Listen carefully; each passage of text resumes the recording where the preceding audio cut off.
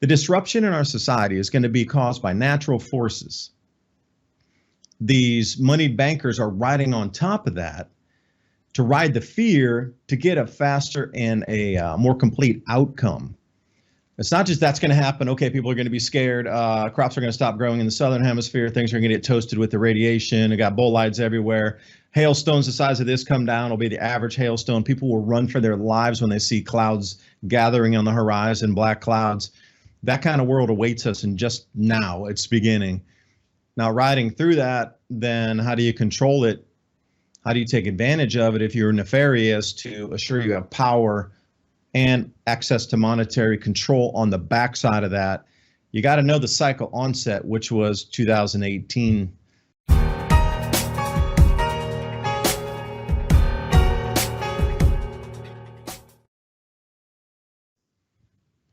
And welcome back. Brighteon TV, David Dubine here. Many Ice Age conversations, 2 to 3 p.m. every other Friday.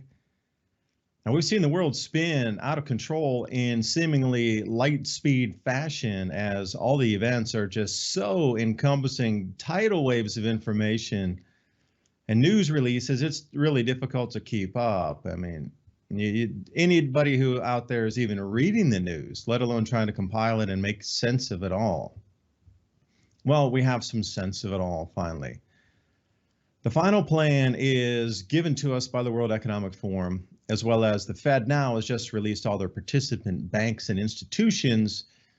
It would take me an entire program to read the thousands of banks and different monetary holders of your wealth and capital involved in the Fed Now program, which swings us up into the newest release of the UMU.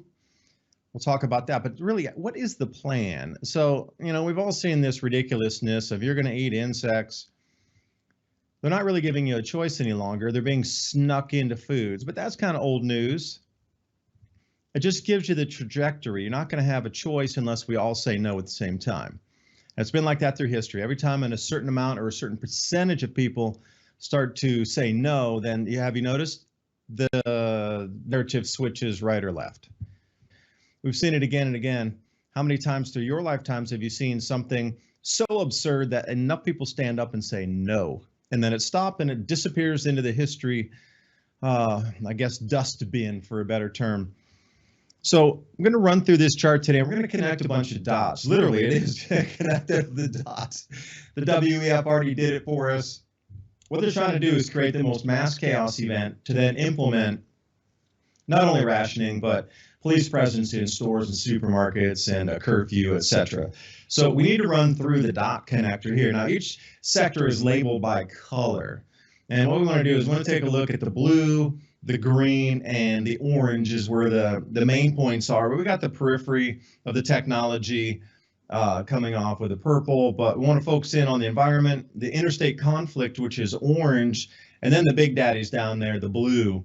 So as above, so below, the inverse of everything, the inverse of light is darkness, and that's what these people are all about. So when I look at the dots, don't be confused. The size is the main target.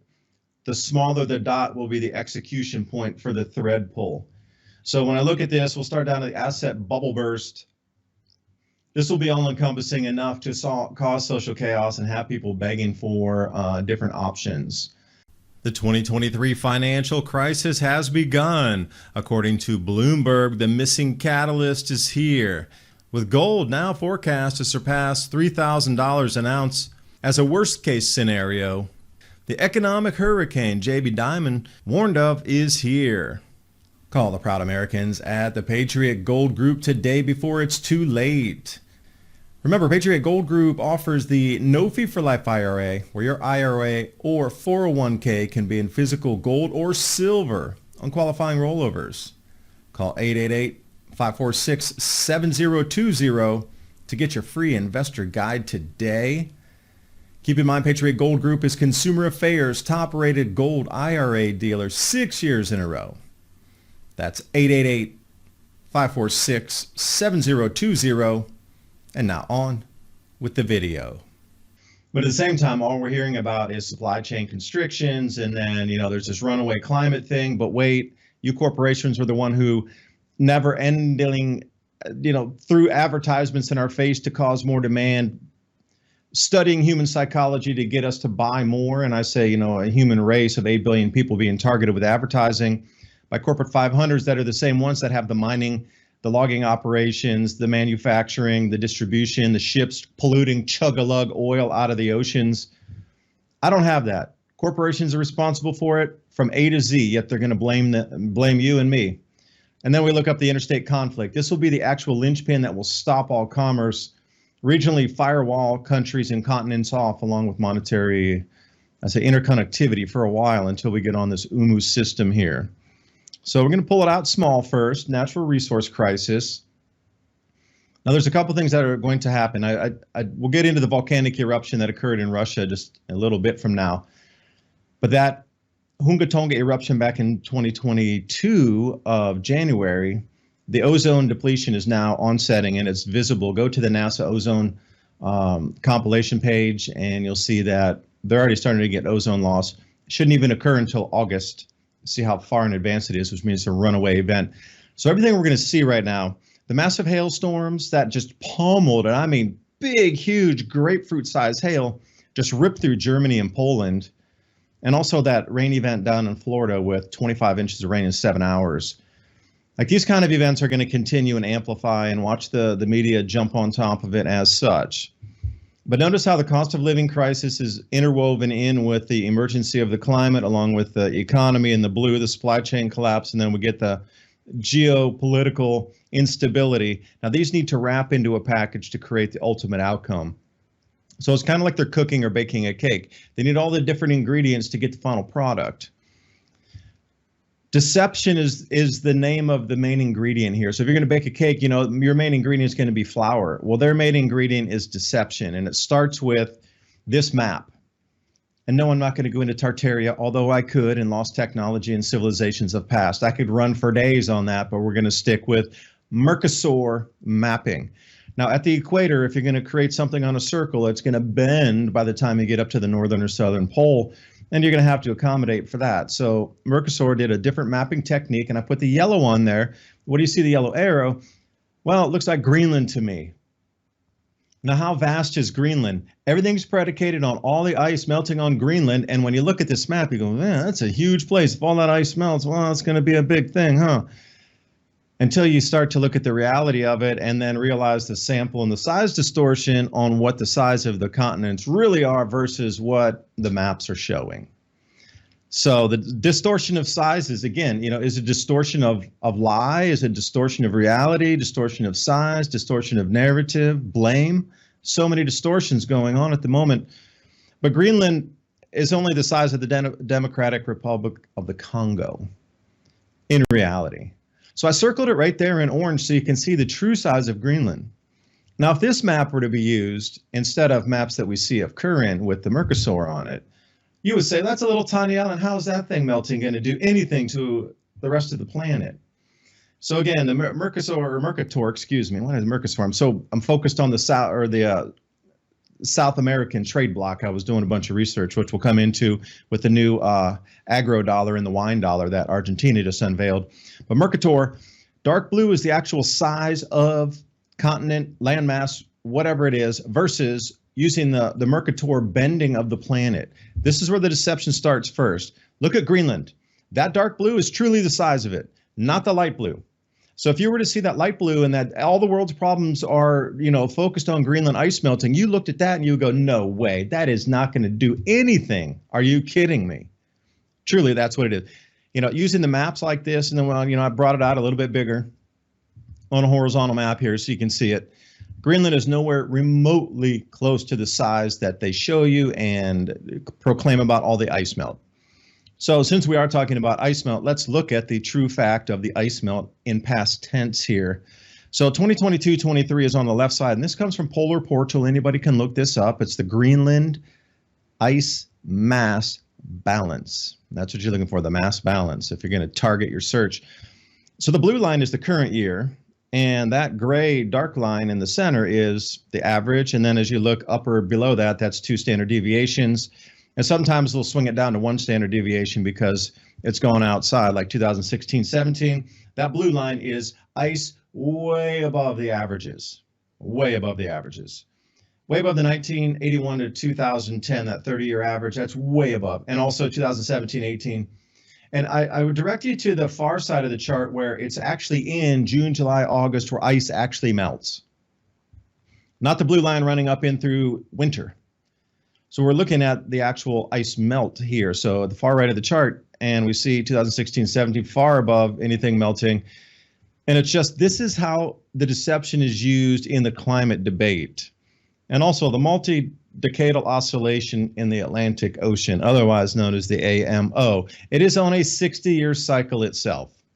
And you might ask, well, why would I bring that up? Well, let's point some points out here. 1900s to 1920s, cold, drop. That's actually where the centennial minimum is, where we had the lowest solar activity in the last 130 years, was that same exact point in around the year 1900. That's why I call it centennial minimum, the beginning of the new century. And then we had this 1960s, 70s cold Buffalo blizzard. Remember that? So heat, cold, heat, cold. It's on a 60-year cycle. And we can look over here. This is from Climate for You and just Earth Research Laboratory, Earth Systems Laboratory is putting this one out. Again, it shows the same thing that NOAA did. Now, what's so interesting is when we look at the the Iceland temperatures here below Greenland, it matches up with that. Now they're trying to explain away how it's going cold, saying that more heat in the oceans is causing more cloud cover and more snow, which is causing the temperature of Iceland to drop. But you can clearly see that there's a pattern to it, and lo and behold, it follows the same pattern. Look how cold it was far left of the chart in the 1900s. Goes up, and where does it drop off? Oh, right in the 1970s again, 60s and 70s on that downturn. Same as the Atlantic multi-decadal oscillation. See, these are facts that a lot of people don't really look at. But see, this is what was needed to get this. Oh, look at the beautiful. I mean, those trees need to be cut down. They're putting out too much CO2. Those trees need to go. We just need this beautiful array of solar panels. Look at the glinting sun. It's like being on the beach for the insects and the bird life. This is what they're trying to sell you. And, oh, we don't need deserts or any types. Look how symmetrical that, oh, the beauty and the symmetry. Oh.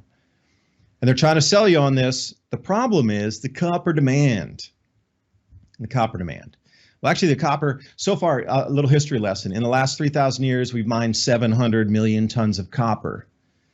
To get to 2050 goals, they're going to need to double that. All in the last 3,000 years of all the copper ever mined, double it in the next 25. And you look and you scratch your head and go, that's impossible. Of course it's impossible. There's another agenda behind it to switch systems. Switch systems. And here you go. This is from J.P. Morgan, straight from the horse's mouth. Their current demand is the dotted line on the bottom of the chart. They're going to run into a zero or non-demand, non-deliverables because there just won't be any. And they're talking about December 31st or somewhere around October-ish. The current level of deliverable copper off the LME or any other metals exchange is going to run to zero. And they're still talking about doubling the entire last 3,000 years of production on the planet. Yeah, you need to drive around cars that have 2.5 times more copper than the regular combustion engine. Oh, that's a battery-operated vehicle, my bad. Plus all the copper and silver inside the panels, and you can run, you know, silver's going to run away in price anyway. There's a lot of can't-dos there. But why do they keep pushing it? That's the whole question. Why do they push the undoable?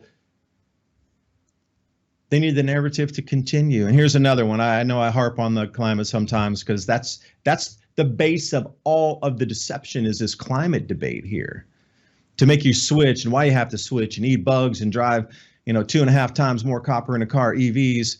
Now they're coming out, NOAA, saying March 2023 was what, the second warmest since 1849. Okay, here's your map.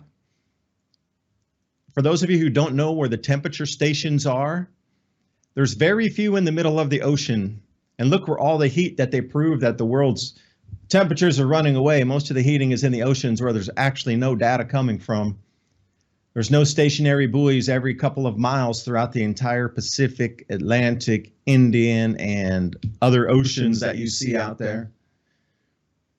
They're few and far between. Every, say, 100 square miles, 50 square miles, you might get one. Land-based temperature stations, Okay, let's compare an apple to an apple. If they're so omnipotent and they can see everything, 174 years, second warmest March. This is how many temperature stations there were in 1885. Yeah, so that gives the global total. They knew the exact temperature down to the square meter, the lower troposphere. They knew it all in 1885 with just a spackling of temperature stations. Yep, the lies continue. And it's all predicated on Greenland. It's got to be Greenland. So here's something that's going to throw a wrench into the cogs here, if you will. Just had this massive eruption in Kamchatka Peninsula of Russia. If you're unfamiliar, look it up on a map. I got a little sulfur dioxide cloud visual here coming up. 65,000 feet. It's actually risen to 72,000 feet now confirmed. Aviation has been halted across Alaska and anywhere. Now, we're going to look at 60 degrees north. This is a massive eruption, and I say massive. You know, these images they're putting here just makes it look like the run-of-the-mill, you know, Central American eruption, South American eruption. This is what happened. The magnitude of this is really off the charts. The amount of dust and sulfur dioxide going up is going to stay circulated around that 60-degree north latitude band and continue up to the North Pole. This is a massive eruption, massive. And, you know, magnetic coupling with Jupiter was the catalyst for this back on April 10th. Now, the left side here, what we're looking at is Shiveluch volcano and the sulfur dioxide emissions so far off. That red is off the chart, literally off the chart. And it really disturbs me why they know there's all these off the chart events happening. Why don't they boost that up to, say, 350, 400, 500, so it's within the chart so we can see the true ranges. But that 59-degree north latitude or 57-ish, right in that range there, because the plume goes up to 59 or down to 55 degrees north latitude. Now, once you look on the right there, these are the cloud cells and the circulation patterns of our Earth. So there's three cells, the Hadley cell, obviously the most famous there from the equator up to 30 degrees north. So what's going to happen is all that ash is going to get stuck in that top 60-degree up to the North Pole band of our cloud cells, and it's going to get looped into that polar high, and the polar easterlies are going to grab all that ash and run it up into the North Pole, which means cooling this summer. You can't have that much ash go up in around. This is a major event. VEI 4, 5, possibly 6. They're still debating on it because they don't want to trigger anybody. Hey, that's a natural event that's causing cooling. So look for that. And amongst other strangeness on the planet, like I've never seen like this many starlings over a single place in my whole lifetime. Now, if you can explain to me if that is not a precursor to some sort of natural calamity inbound, because nature really can feel that electric shift either in the crust or in the atmosphere, and that's why animals behave strangely before earthquakes, tsunamis, etc. To see this many starlings launch off into the area as of yesterday, wonder what's going to happen over there. The golf ball, and like I say, this grapefruit-sized hail ripping through everything. Wow. So we need the interstate conflict now. And keep in mind that natural resources is all baked into the Greenland melt. Now, they need that to limit the amount of usage until the economy is reset. Because currently there can't be enough debt issued to get any ROI on that. The whole debt-based economy needs to ever, increase and issue debt for it to continue on the Ponzi scheme. Well, that's over. They know it's over. Just like keep it in tight. We're going to reset everything. After that, we're going to let it go. So I think that's part of the reason this whole green agenda to this point was to get things and keep them offline. Why has Africa never developed? Oh, the leaders who really cared about all their people were assassinated. That's why. That's why it's kept offline. It will be put online with a new debt cycle in the new 80 year for turning beginning right about now. So the interstate conflict will be another huge one. Look for more interruptions because of geopolitics in terms of oil trade, food distribution trade. Can't even believe that it was even approved for going off further afield to be voted on. This is a track and trace digital ID that puts a social credit score in play. Now, why would they do that? Well, they need to track you and your resources. The destruction that's going to accompany these natural as well as man-made economic collapse, they're going to want to know who's alive at the end of it. So you will be tracked.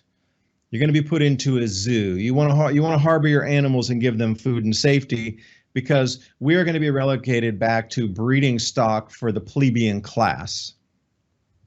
That's their plan. CBDCs, I couldn't believe it. Spring meeting in Washington, D.C., the belly of the beast coming up. Who's there? World Bank, Bank for International Settlements, and the International Monetary Fund, all the bigs in the house. CBDCs are coming in. Why now?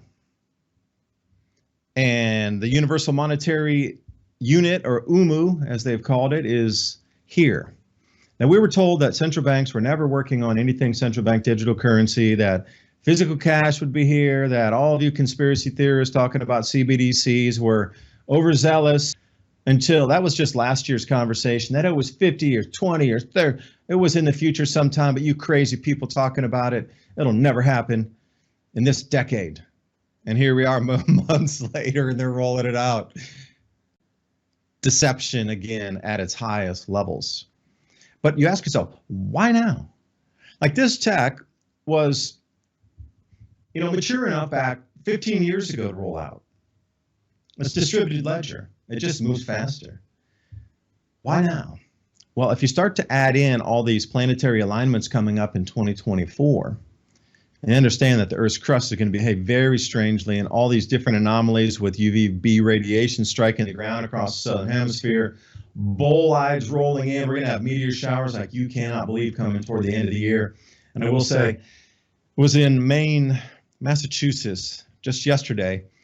It was the first bolide that air exploded that they caught on radar. That's how close to the ground it was, that just a regular weather Doppler radar caught off a near impact imploding bolide at very low altitude, and that was the first one that ever been captured in that part of the country on radar as an exploding bolide.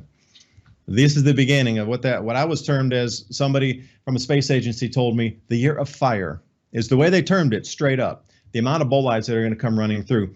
The disruption in our society is going to be caused by natural forces.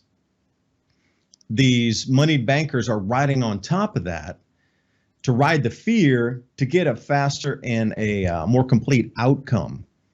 It's not just that's going to happen. Okay, people are going to be scared. Crops are going to stop growing in the southern hemisphere. Things are going to get toasted with the radiation. We got bolides everywhere. Hailstones the size of this come down. Will be the average hailstone. People will run for their lives when they see clouds gathering on the horizon, black clouds. That kind of world awaits us, and just now it's beginning.